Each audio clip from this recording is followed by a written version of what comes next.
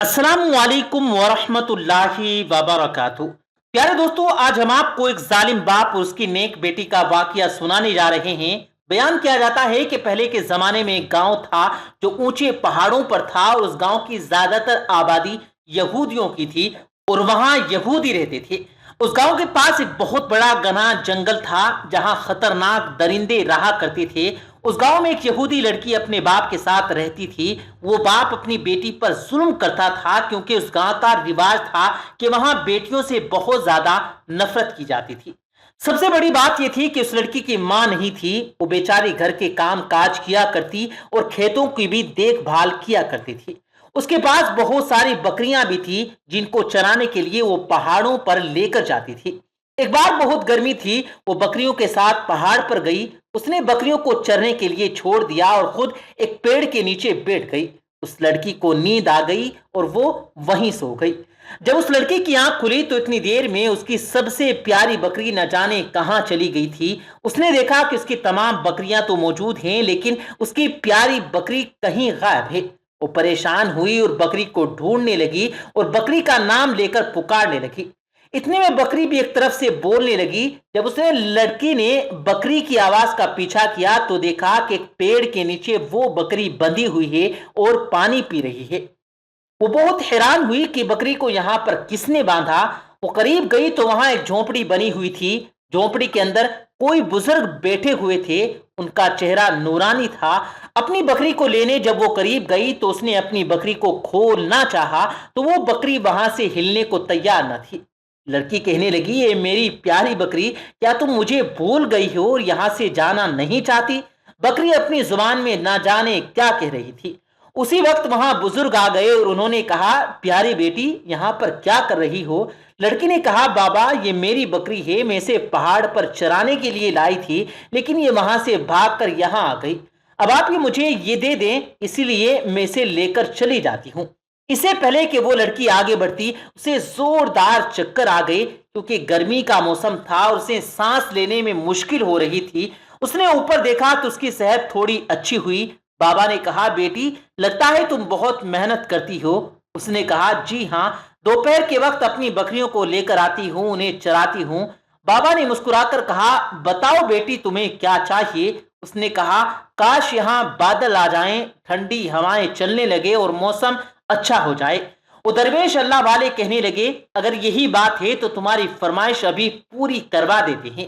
उसके बाद उन्होंने वजू किया और हाथों को उठाया और अपनी जबान में कुछ मांगने लगे। लड़की ने गौर से सुना तो वो कह रहे थे, या अल्लाह पाक, हमारी इस दुआ और इस बंदी की दुआ को कबूल कर ले। अल्लाह पाक हमारी सुन ले। वो बाबा दुआ करते जाते और रोते जाते। पहले उनकी पलकें गीली हुई और उनके मुंह से सिसकियों की आवाजें आने लगी और उनकी आंखें छम छम बरसने लगी। वो पूरी तरह गिड़गिड़ाकर दुआएं मांग रहे थे और वो लड़की उनकी हालत देखकर परेशान हो रही थी और सोचने लगी कि जिंदगी में बेशुमार लोगों को देखा है, लेकिन इस तरह किसी को मांगते हुए नहीं देखा। और अजीब बात यह थी कि वो ना जाने किससे मांग रहे थे। उनका रोना बहुत अजीब था। पहले तो वो डर रही थी कि बाबा इतना क्यों रो रहे हैं। लड़की परेशानी और खौफ के मारे बुजुर्ग को देखे जा रही थी और सोच रही थी कि ये क्या कर रहे हैं और आखिर किससे मांग रहे हैं। इतने में अचानक वही सूरज जो अभी आग बरसा रहा था, तपिश फेंक रहा था, वो सूरज कहीं पर जाकर छुप गया। हवाएं जो बहुत ज्यादा गर्म थी, वो हवाएं ठंडी हो गई।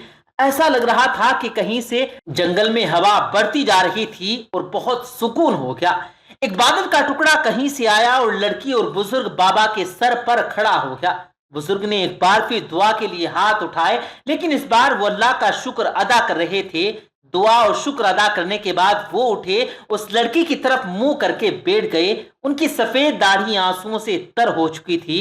उन्होंने हाथ में मौजूद रुमाल उठाया, दाढ़ी को साफ किया और बोले, देख लो, मेरा रब किसी बंदे की बात नहीं टालता। लड़की कहने लगी, कौन सा रब? किसका रब? आप क्या कह रहे हैं?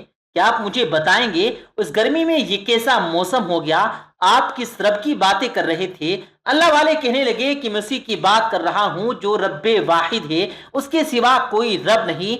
वो यकता है, अकेला है। اس کے سوا ہم کسی کی عبادت نہیں کرتے، اور جو تم نے مجھے دیکھا میں اٹھا پھر بیٹھا وہ نماز پڑھنے کا میرا انداز تھا، میں عبادت کر رہا تھا، میں نے 2 رکعت نفل نماز ادا کی، اس کے بعد میں نے دعا کے لیے ہاتھ اٹھائے، میں اسی سے مانگ رہا تھا، اور دیکھو اس نے میری دعا کو سن بھی لیا۔ وہ کہنے لگی یہ تو عجیب ماجرا میں نے دیکھا ہے، آپ مجھے بتائیں آپ اپنے رب کو کیسے مناتے ہیں، وہ کیسے آپ کی دعا سنتا ہے؟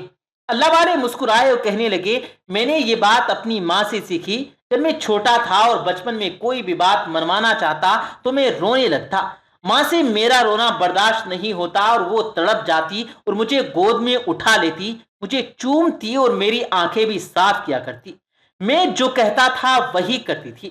اس کے بعد بزرگ نے بتایا کہ اللہ نے مجھے ہدایت دی اور میں عالم دین کے پاس قرآن مجید پڑھنے لگا۔ تمہیں بتا دوں قرآن مجید ہماری مقدس کتاب ہے۔ جب میں قرآن مجید پڑھنے جاتا تو ایک دن مولوی صاحب نے فرمایا اللہ ایک انسان سے 70 ماؤں سے زیادہ پیار کرتا ہے۔ بزرگ کہنے لگا بس وہ دن ہے اور آج کا دن ہے، میں روتا ہوں گڑ گڑا کر مانگتا ہوں تو میرا اللہ جو مجھے 70 ماؤں سے زیادہ پیار کرتا ہے وہ میری جائز دعا سن لیتا ہے۔ یہ میرا کمال نہیں بلکہ اس رب کا کمال ہے۔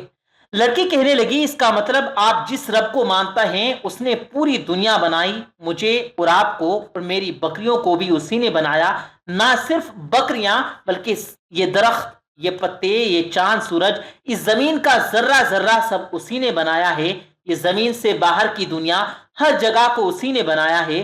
بزرگ بابا نے کہا کہاں کہاں جاؤ گی بیٹی، ہر جگہ اسی نے بنائی ہے۔ لڑکی کہنے لگی بابا کیا آپ مجھے کلمہ پڑھا سکتے ہیں، وہی کلمہ جسے پڑھ کر لوگ مسلمان ہوتے ہیں؟ بابا نے کہا آؤ مل کر میرے ساتھ وضو کرو۔ اس نے وضو کیا، بابا نے اس کو پورا طریقہ بتایا، اس نے بابا کے پاس آ کر کلمہ پڑھا اور مسلمان ہو گئی۔ بزرگ بابا نے اسے نماز پڑھنے کا طریقہ بھی بتایا، وہ بہت خوش تھی جیسے اس نے دنیا کی دولت پالی ہو۔ لیکن یہاں پر تو وہ خوش تھی لیکن گھر پر اس کا باپ ایک بڑا سا ڈنڈا لیے کھڑا تھا۔ لڑکی نے اپنی بکریوں کو لیا اور گھر پہنچ گئی۔ باپ نے پوچھا تم کہاں سے آ رہی ہو؟ لڑکی بولی بابا وہ جنگل میں بکریاں چلی گئی تھی تو فوراً ڈھونڈ کر لے آئی۔ باپ لڑکی کے قریب آیا اور زور زور سے اس کو مارنے لگا۔ اس موٹے ڈنڈے سے جب اس کو مار لگتی تو وہ تڑپ جاتی، اس کا باپ اسے اور زیادہ مارتا، وہ ظالم باپ اس کو مارتا جا رہا تھا۔ لڑکی بے ہوش ہو کر زمین پر گر گئی، وہ وہیں پر پڑی رہی۔ جب اسے ہوش آیا تو اس کے جسم میں اتنی طاقت نہیں تھی کہ وہ خود اٹھ پاتی۔ پھر اچانک اس کے ذہن میں وہی بزرگ بابا آئے۔ وہ بزرگ ایسا لگ رہا تھا جیسے اسے کہہ رہے تھے کہ پیاری بیٹی اٹھو، وضو کرو اور نماز پڑھو۔ اس کے بعد لڑکی اٹھی، نماز پڑھنے کے بعد اس نے انہی بزرگ کی طرح رونا شروع کر دیا، رو رو کر گڑ گڑا کر دعا مانگی اے میرے پیارے اللہ، میرا باپ مجھ سے محبت نہیں کرتا، میرے باپ کے دل میں تو میری محبت ڈال دے، میرا باپ مجھ سے محبت کرنے لگے، میرے باپ کے دل میں تو اسلام کی شمع روشن کر دے، اس کے دل میں بھی تو اپنی محبت ڈال دے۔ ادھر اس کا باپ ادھر جنگل کی طرف جا رہا تھا۔ جب وہ جنگل میں پہنچا تو اچانک وہاں پر ایک خونخوار چیتا آ گیا۔ وہ چیتا اس کی طرف بڑھ رہا تھا۔